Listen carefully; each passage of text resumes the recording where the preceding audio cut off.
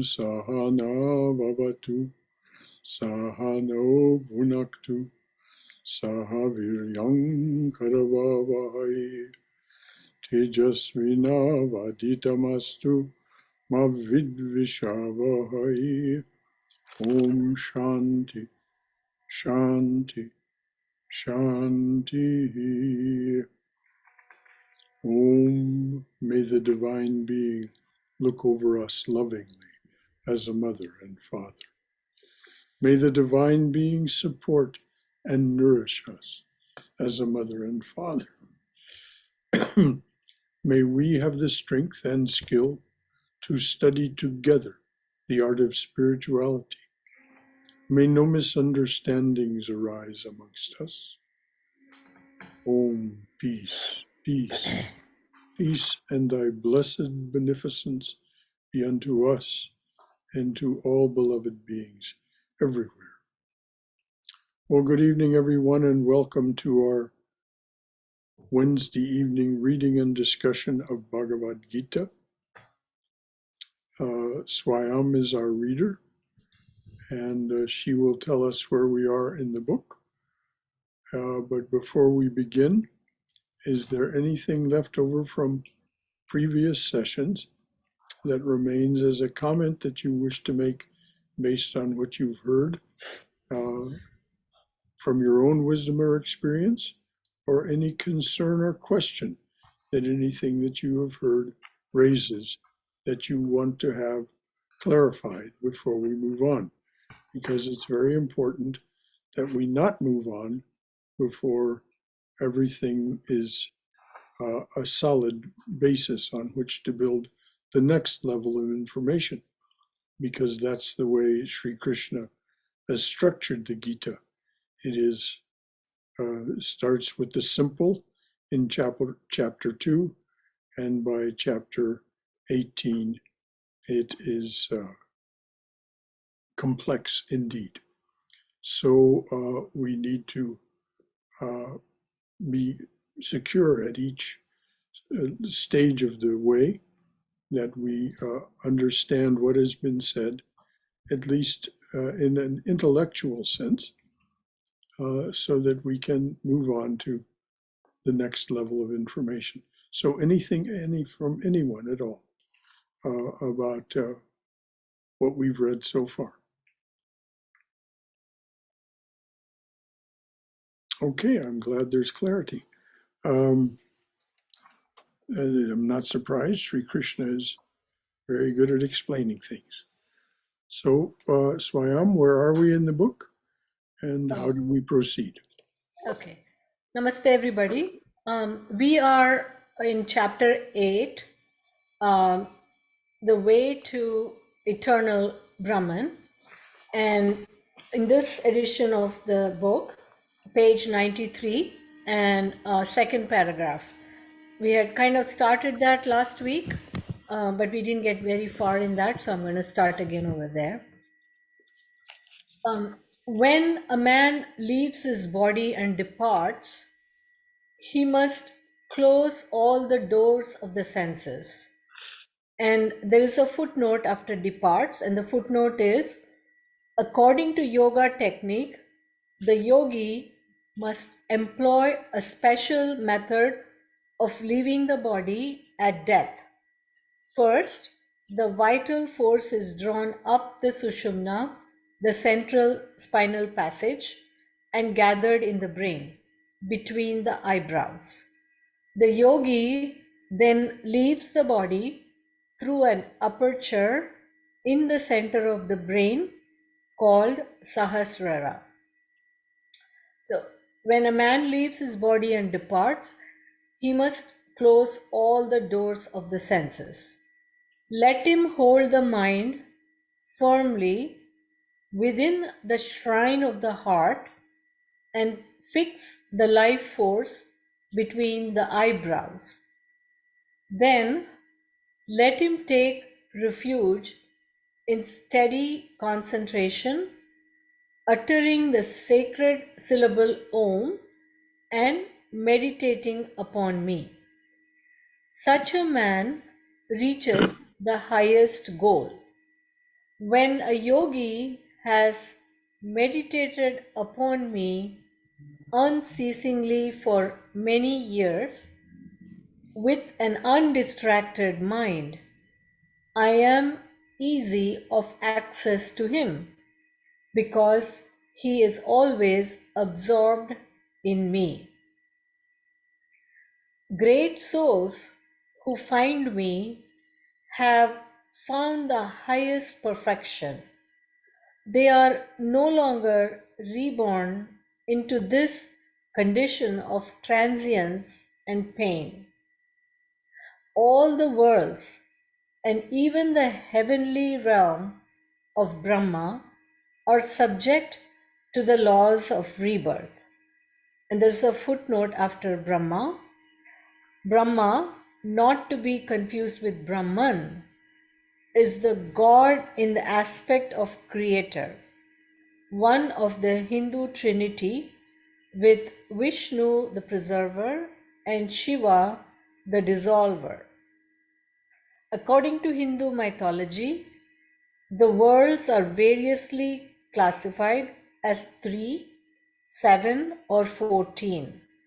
The Brahmaloka, or the realm of Brahma, is said to be the highest.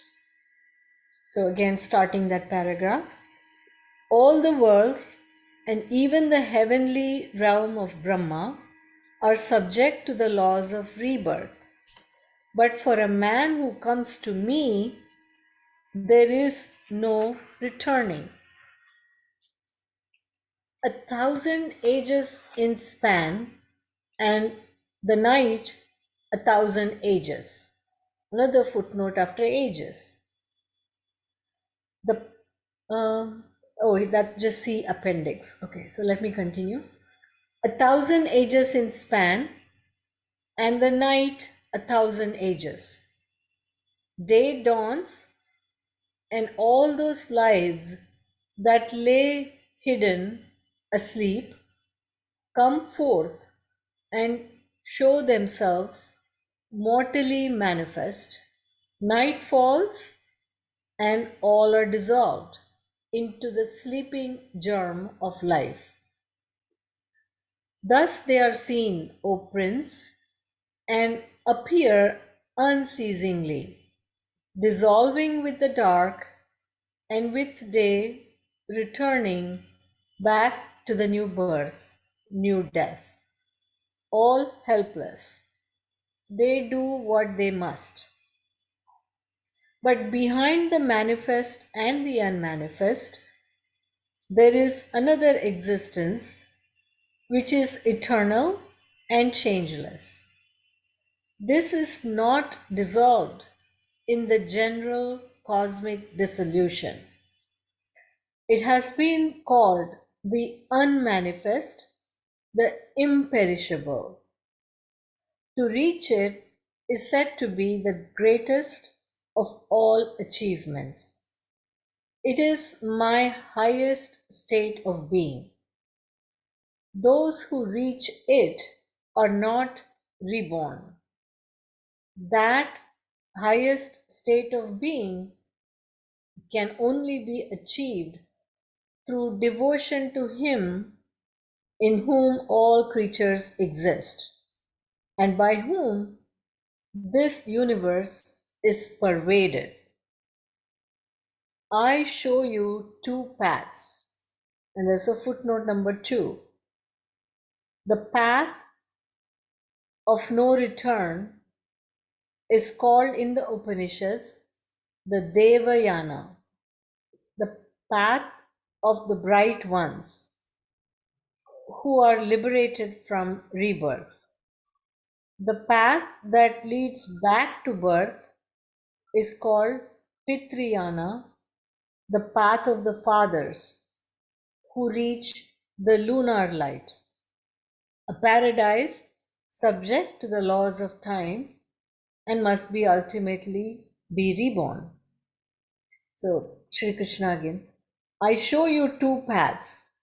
Let a yogi choose either when he leaves this body, the path that leads back to birth, the path of no return.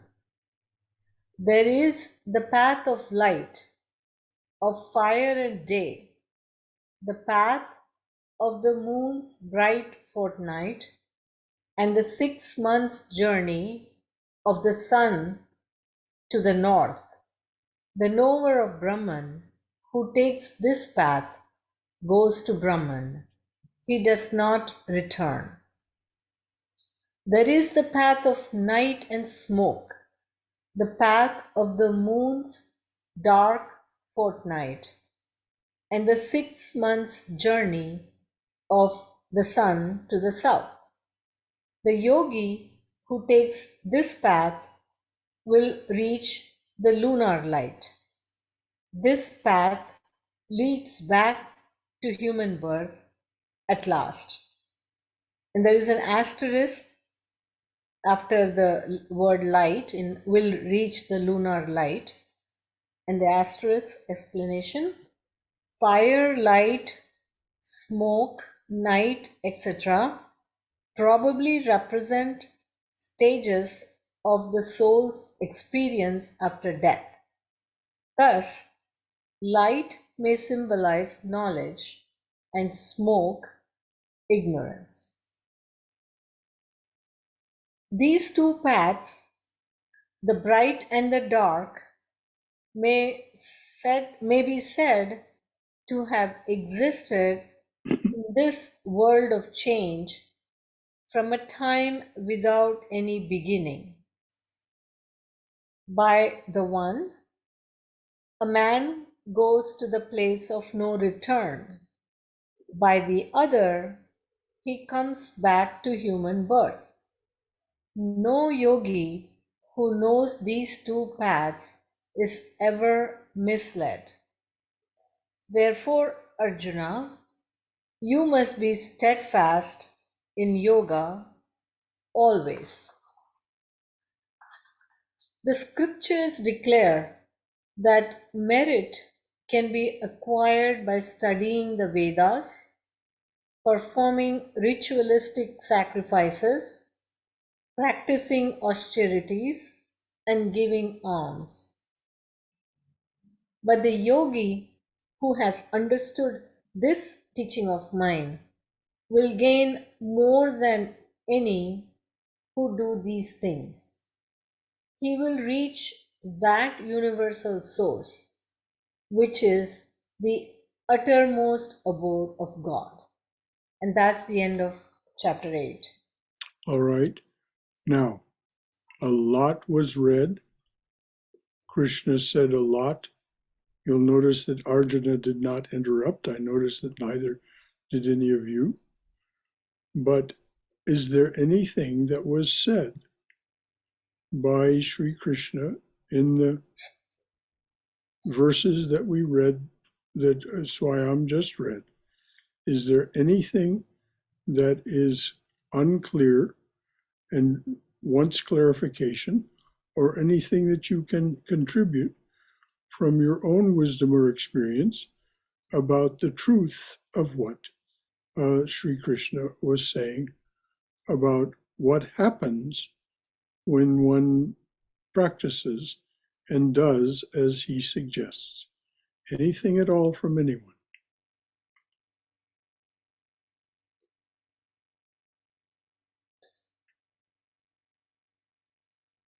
So everything that was read is clear to you. There's So, nothing whatsoever that's unclear. Brother Shankara, Yes, dear. I would like clarification. So he shows the two paths. The path of light, which is that equivalent to a spiritual path? And then the other one of the Pitri, is that more of the worldly path, worldly life? They're both spiritual paths, dear. That's why the yogi has the choice of one or the other. But the yogi may choose to return to the world of ignorance to serve, to be a leader, a teacher, or just simply a servant of the divine master. Both of these are spiritual paths. Otherwise, they would not be part of yoga. Naturally, if you take the path of the lunar light and smoke or ignorance, you are opting to return to the world of ignorance. That is what Maya is. It is a complicated, very complicated system of ignorance. But a yogi may choose. I mean, where do these Ramakrishna order swamis come from? Do they just appear out of thin air in this lifetime? No. Somehow or another, they have elected to be servants. And believe me, it is not easy. Swami Sarvadevananda explained to those who met with him, just because someone asked him a question about it, he explained just how difficult it is to become a Swami of the Ramakrishna order. How many steps people have to go through, how much hard work they have to do, both physical work, mental work, psychic work, and spiritual work over a period of 9 years. And most of them, as would be said in the military, most of them wash out. Most of them do not succeed. No harm, no foul. They've made an effort. So no judgment. It's not like they've done anything wrong. They've done something very right. But it was just too difficult for them in this lifetime because they were not yogis. The yogis are the ones who manage, the ones who are already yogis are the ones who somehow manage to come through and become these swamis that serve in so very many ways. So the path of no return, of course, and Sri Ramakrishna speaks about both of these paths with respect. He doesn't say this is the good path and that's the bad path. No, nothing of the kind. It's just, so if you choose not to return, then you are dissolved, as it were. That which was manifesting both in a physical form and in a subtle form is dissolved. And so there is no more of what was a series of incarnations. So these are both spiritual paths. And the one of service, all we can do is bow our heads in great respect for those who managed to become Ramakrishna order swamis, and then continue that life as Swami Sarvadevananda has for over 50 years, assuming greater and greater and greater responsibility, and more disciples. He just was here and initiated 6 people, 3 from our congregation, 3 from that private group over in Dudwoody. And it was just wonderful to have him with us for these days. Such radiance, such joy, such wisdom he shared, both in the talks that he gave and so on. So, does that answer it, Swayam? Yes, Brother Shankara. Is there more? Yeah, the follow-up question would be if are these the only 2 paths, or is there like for people who don't happen to find a spiritual draw, do they have like a 3rd path? No, they simply are compelled by their desires, by the fact that they continue to desire the life of the world, They are compelled to take rebirth. Sri Krishna talks about this in chapter 2. And he says it's not a matter of any concern. You take rebirth as long as it's important.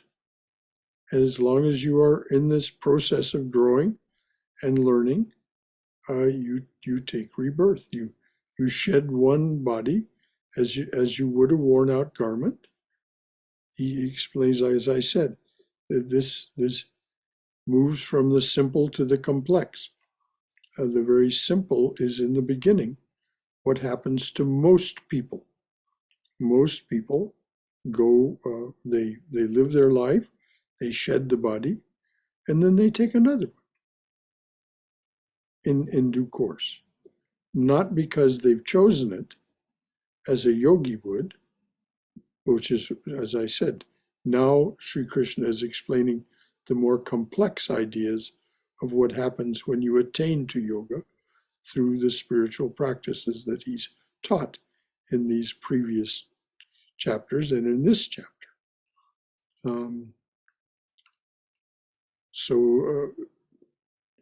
There isn't a third path. It's simply that the yogi has the choice of those two paths, as Sri Krishna just said, the solar path or the lunar path, the path of light or the path of smoke and darkness. But it isn't that there's anything wrong for the yogi to choose the path of smoke and darkness. They do it out of a desire to serve. So, or there are some corrupted yogis that do it as out of a desire to practice their psychic powers. This is rare, as Swami Prabhavananda points out, but in his book, How to Know God. Very few are capable of doing what's necessary to become that corrupt yogi. But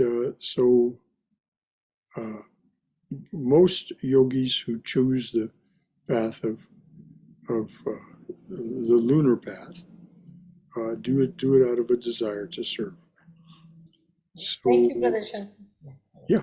Yeah, now it's very clear. I think I was confused. So the yogi and it's good. Thank you. Okay. Anything else from anyone? Please speak up if there's something. I have something. Yes, dear. Well, when you come back, how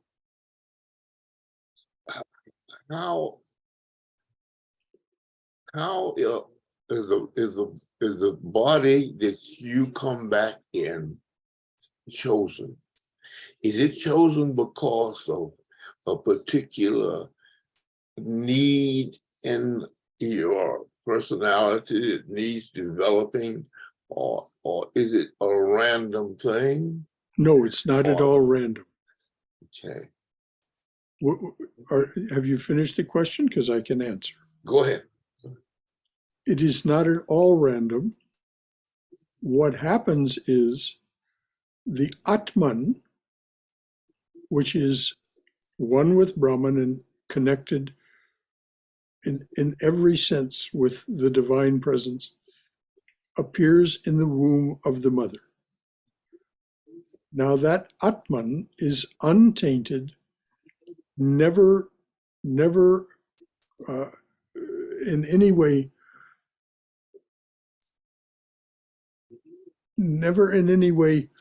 even involved in a sense. It experiences what we experience and thereby sanctions it, but it isn't in any way involved in it. But it is pulled as if there was a vacuum in the woman's womb. It is pulled up and becomes this little blue being the size of a thumb. Then the karma that produced this rebirth, the desires, either deliberate desires of a yogi or the random and ignorant desires of a more ordinary person, they clothe that Atman, that little blue being the size of a thumb, in a body appropriate to, and in parentage that is appropriate to their being able to continue their journey. And so there's nothing random about it, and it has to do with the gunas and the karmas and samskaras.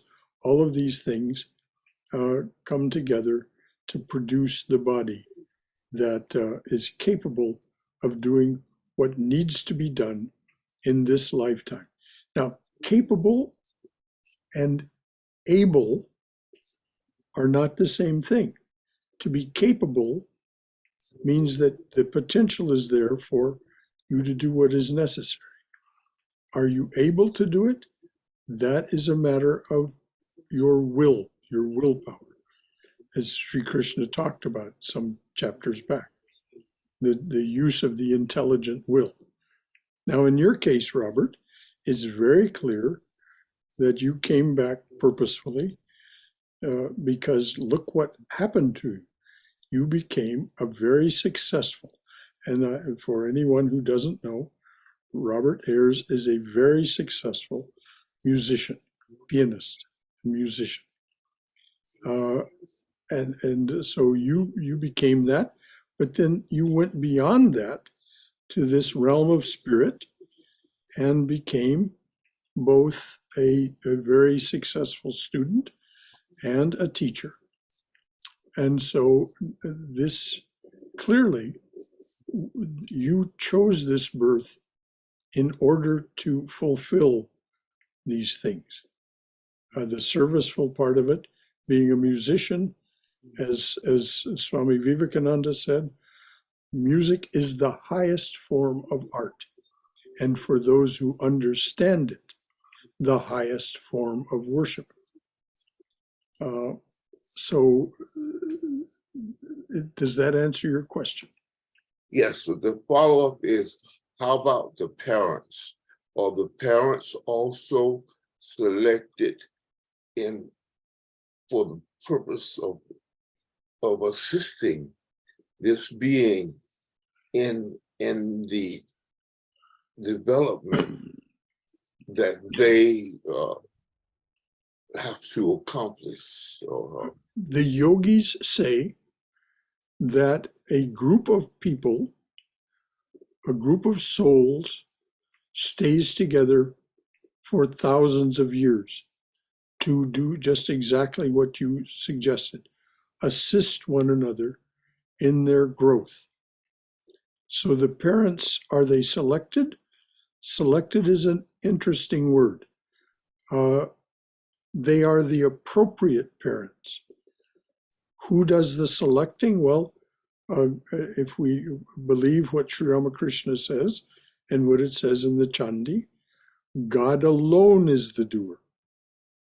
And so, but is it a deliberate choice or selection? No, it's more karmic. It's more karmic, having to do with the karma of this group of people that is moving through time, this group of souls that is moving through time. Sometimes you'll be the parent, sometimes you'll be the child, sometimes you'll be the uncle, sometimes you'll be the mother, sometimes you'll be the father, sometimes this, that, and the other. There's these various relationships that we have in families, which is one of the reasons that it's so tragic that the family, particularly in the European and American West, has become so degraded. And so we were separated from our grandparents and from our uncles and aunts and so on and so forth. But that too is the karma of the time.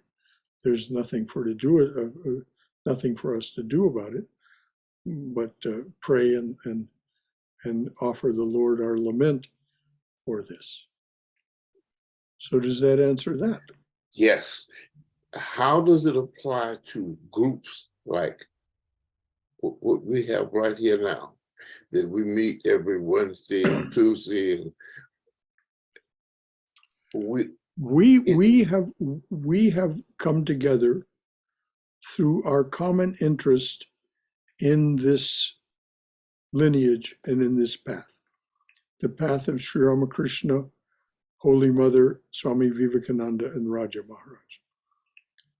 There's an interest in those personalities and their teachings somehow. So that seems to be the binding force here. Of course, as Swami Yogeshananda taught, consciousness is primary and is not plural. So there's really only one, but we appear as many, and so we make these selections of groups to be part of, and we do it because the group offers us something that is nurturing and satisfying and gratifying, and for which we can feel gratitude. Certainly there's gratitude, great gratitude from here for this group and these people. And I'm sure I speak for all of us. So that's the understanding from here about why a congregation or sangha like this exists, Robert.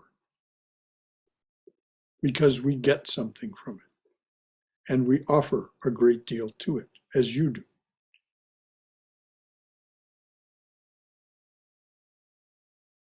Is that satisfactory?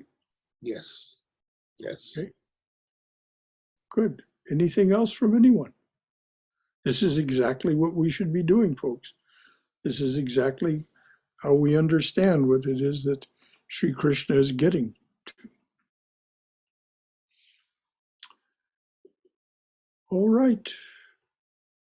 If there's nothing else from anyone, I would like to take note of the fact that the chapter we just read was chapter 8. The number 8 is very significant in that it is the number of Sri Krishna's birthday himself. And according to Bhagavad Majmadar, who gave me some education in Vedic numerology, 8 is a number of the remover of obstacles. So this, if we think back over this chapter, Sri Krishna is talking about how to remove the obstacles to attain the way to Brahman. Now the next chapter is chapter 9. Chapter 9 is the end of a series. It is the culmination, the end of one thing and the beginning of another, all bound up together. So we can be very attentive to what is said in chapter 9, because chapter 9 is the end of this series that began with chapter 1. Each of the chapters, as I said, adds to the complexity and adds to the breadth and depth of Sri Krishna's teachings, to where it was very complex indeed in this last chapter, which is what led to some of these questions. Now we're going to hear the culmination of this series before we go on to the last 9 chapters. If you recall, the last 9 chapters are chapters 10 through 18. 9, again, 10 is a 1, and so on. And so it is the series begins again. And so, Swayam, what is the name of the chapter we're about to read? Yes, chapter 9 is entitled The Yoga of Mysticism. Yoga of Mysticism. So, Sri Krishna says, since you accept me and do not question, now I shall tell you that innermost secret, knowledge. Before we go on, Please note that the very first words out of Krishna's mouth are the fact that you accept me and do not question. In other words, you have subdued the tendency of the mind to doubt and give way to fear. You no longer question. You no longer have reservations. So now I can tell you the greatest truth. So sorry for the quick interruption, Swayam, but I didn't want to let that go past. That Sri Krishna's, the first words out of his mouth in this chapter are what is necessary for us if we too are going to really understand what he says. We must subdue the tendency of our mind to generate doubt, concern, fear, because what he's about to say is challenging indeed. So please, Swayam, begin again. Sure. Shri Krishna, since you accept me and do not question, now I shall tell you that innermost secret, knowledge of God, which is clearer than knowing, open vision, direct and instant. Understand this and be free forever from birth and dying with all their evil. This is the knowledge above all other, purifier and king of secrets, only made plain to the eye of the mystic. Great is its virtue, its practice easy. Thus man is brought to truth eternal. Those without faith in this, my knowledge, shall fail to find me. Back they must turn to the mortal pathway, subject still to birth and to dying. Okay, would you please, I think we should hear all that again, because what he says is, I'm giving you the innermost secret. I'm giving you the innermost secret. So if there is any question or concern or comment that you wish to make, don't hesitate to break in as we read on, because this is just exactly what Sri Krishna says it is. This is the distillation and culmination of everything that he has said before in these previous 8 chapters. Please, Swayam. Okay. Shri Krishna, since you accept me and do not question, now I shall tell you that innermost secret, knowledge of God, which is nearer than knowing, open vision, direct and instant. Understand this and be free forever from birth and dying with all their evil. This is the knowledge above all other, purifier and king of secrets, only made plain to the eye of the mystic. Great is its virtue, its practice easy. Thus man is brought to truth eternal. Those without faith in this, my knowledge, shall fail to find me. Back they must turn to the mortal pathway, subject still to birth and to dying. Now, this is the ordinary person. Remember that Arjuna, as he's listening to Sri Krishna here, he is not a yogi. He is a great warrior. He has great self-discipline and is a great warrior, but he's not a yogi. So Sri Krishna is telling him now,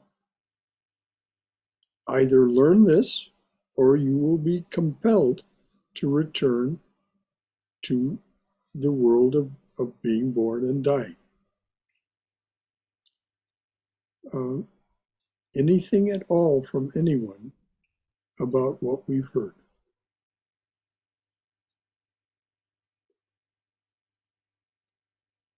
Okay, read the last few sentences, Swam, and then read on. Okay. Those without faith in this, my knowledge, shall fail to find me. Back they must turn to the mortal pathway, subject still to birth and to dying. This entire universe is pervaded by me in that eternal form of mine, which is not manifest to the senses. Although I am not within any creature, all creatures exist within me. I do not mean that they exist within me physically. That is my divine mystery. You must try to understand its nature. My being, with a capital B, sustains all creatures and brings them to birth, but has no physical contact with them. Could I read that paragraph again? Yes, and this is exactly what I meant when I answered Robert's question. The Atman, which is this eternal and all-pervasive being, it comes into a woman's womb. It is actually there. And when the being is finally formed, it is said to be a little blue being in the lotus of the heart. But the lotus of the heart is not a physical place. It is a spiritual place. So there's no contact. As I said, there's no involvement. There's the experience. The Atman experiences our experiences and thereby validates them. But it does not in any way involve itself with these things. It is separate from. And so this is what Sri Krishna is talking about. So the physical body is one thing. The spiritual body is quite another. The seven chakras and Shashumna and Ida and Pingala and all this, they're not something that exists within the body. They seem to, but they do not. They do not. They are in a spiritual body which surrounds us. Some people see it as an aura. Some people actually can see it as a cosmic egg. Sri Ramakrishna could see that. Others have spoken over the millennia about this cosmic egg that surrounds us. So, thank you, Swayam. Anything else from anyone before she reads on? Brother Shankara, I have a question here. Yes, dear. Here it says, although I am not within any creature. I thought all these scriptures we have been reading, that he is in everything. That's what we understood. He is in the living and non-living beings everywhere. He is the universe. He is in us, we're in him. That's how I have been understanding. All of a sudden, it seems so contradictory here. No, dear, there's no contradiction. No contradiction. It is a mystery. This That's is what what he he said. says. This is my divine mystery. This is my divine mystery. Yes. And the only way to understand that mystery is in the depths of meditation. Sri Ramakrishna says, come into the neighborhood of God, which we do only through meditation.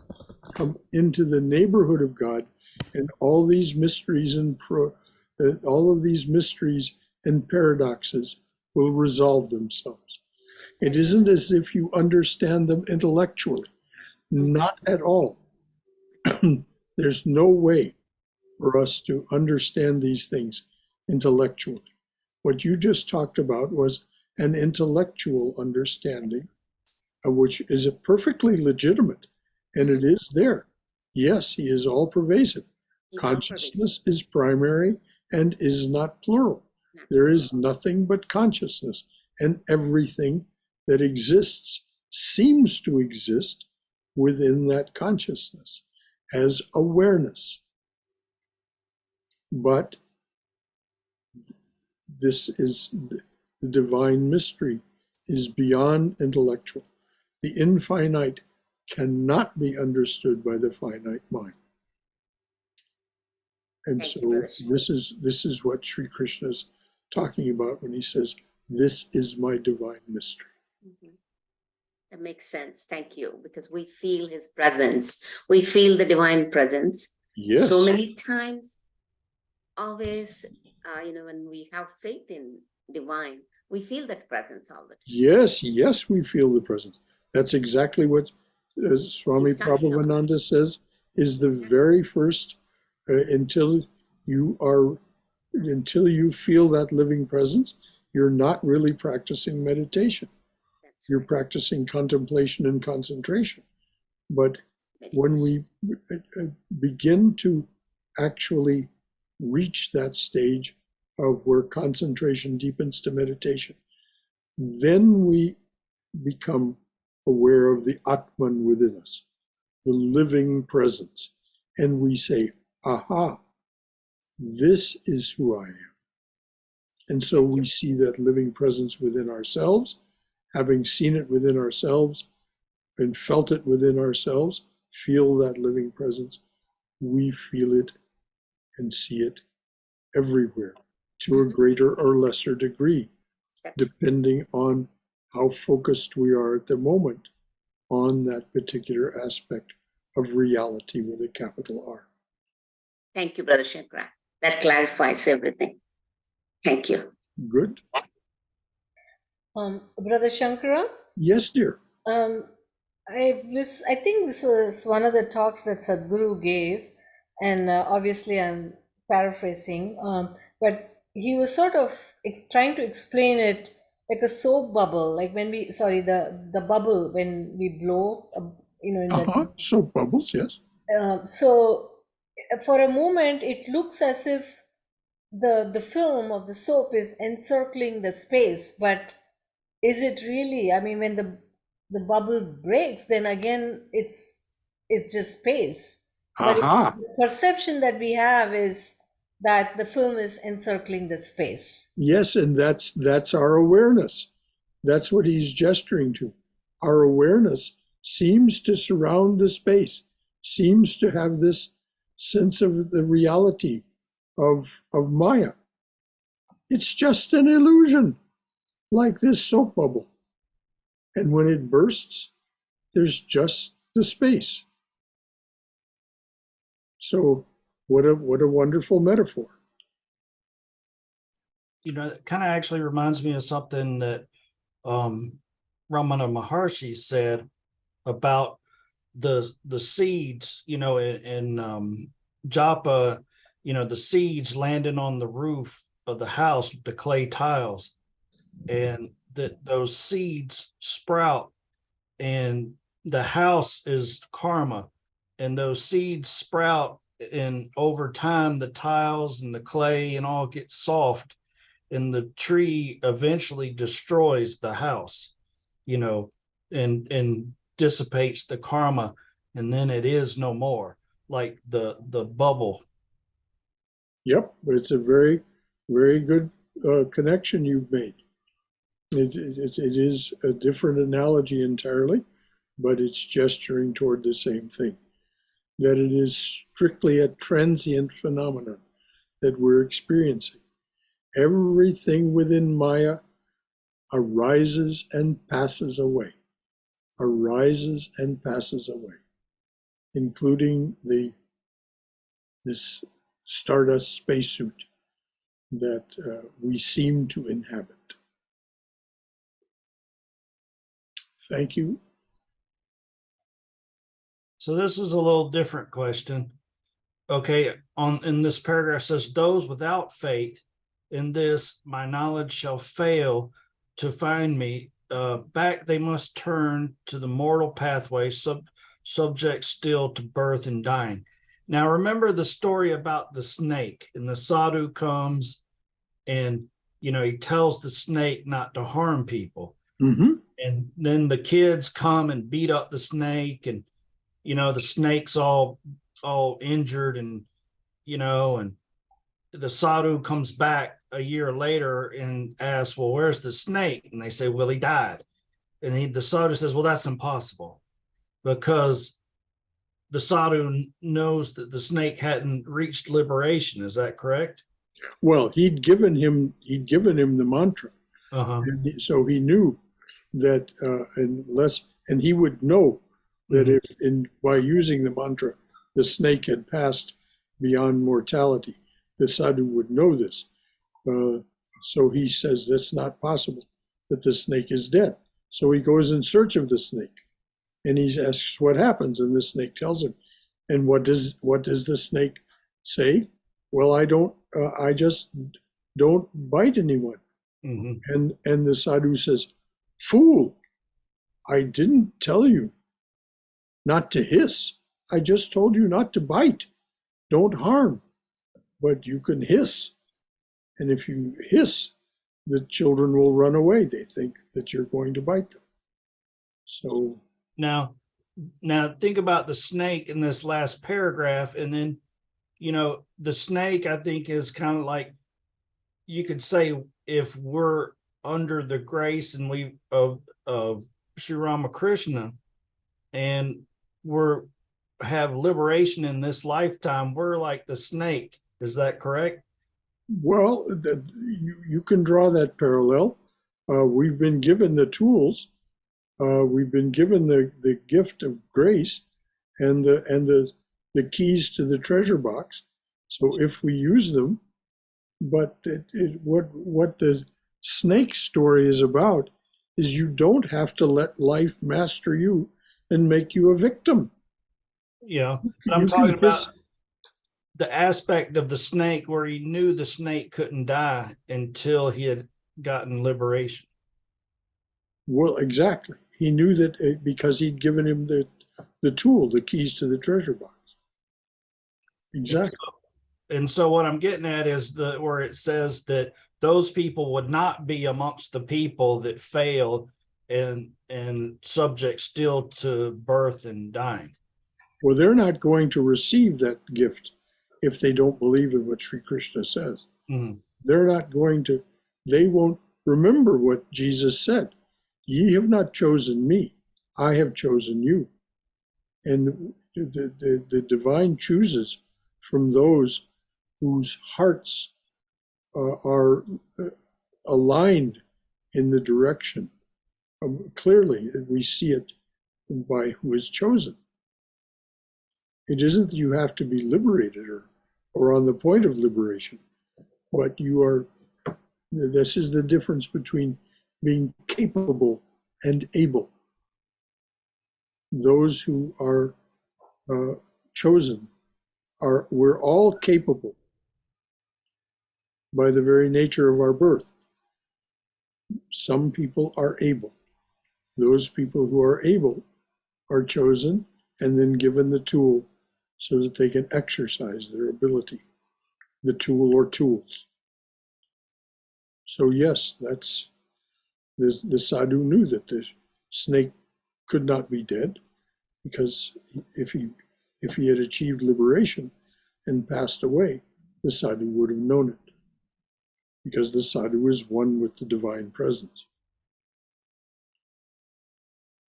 That get it? Yeah, I might be trying to draw a correlation that's not really there, but well, it is tenuous, Bhagavananda. It is tenuous, but you and I can talk about it. Your mind works interestingly. It's always looking for connections. Well and good. Sometimes they're more tenuous than others. And I don't know if it was this class or not, or if it was the Saturday, but we did discover the source of the story that was a mystery. The Swami knew all about it. Yes, oh yes. So it's 8:27. Is there anything else from anyone before Swayam reads the last few lines again, and then we'll close out. All right, dear Swayam, please read the last few lines again, and then we'll close the meeting for this evening. Sure.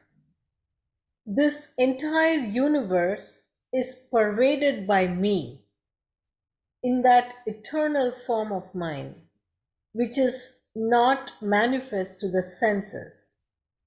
Although I am not within any creature, all creatures exist within me. I do not mean that they exist within me physically. That is my divine mystery. You must try to understand its nature. My being sustains all creatures and brings them to birth, but has no physical contact with them. Very good. All right, dears. Is there any final thought, concern, or question from anyone? All right.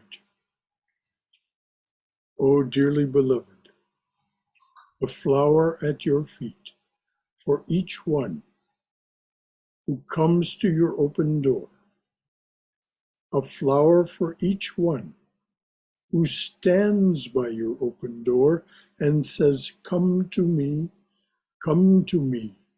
offering to break this world's chain that binds us down to ignorance, suffering, and death. A flower at your feet for each one who takes the path that you have struck through this your jungle world. Om Amen. Shanti, Shanti, Shanti. Hari Om Tat Sat. Peace, peace, peace, and blessed beneficence be unto us and to all beloved beings everywhere. O dearly beloved, make it so. Jai Shri Guru Maharaj Ji Ki Jai. Durga, Durga, Durga. May we be safe. May we be healthy. May we be cheerful. May we have peace of mind. And may we go forward in the secure knowledge that we are always in the loving and protective embrace of the Divine Being as our Mother and Father. Jai Shri, Jai Shri, Jai Shri. So, until Saturday, and then on Sunday, we'll have an open forum on Jnana Yoga. Saturday, of course, we study how to know God, the Patanjali's Yoga Sutras, as presented to us by Swami Prabhavananda and Christopher Isherwood in the book How to Know God. So it's a fascinating study because Patanjali is fascinating and Swami Prabhavananda and Christopher Isherwood are fascinating in what they have to say about what Patanjali is teaching. So until next time, and I hope you'll join us on Sunday for the open forum on Jnana Yoga. It truly will be an open forum. I'll serve as the facilitator, but that doesn't mean it's a talk. It's not. It's meant to be a discussion, just like we were having here this evening. So, away with us. Until next time.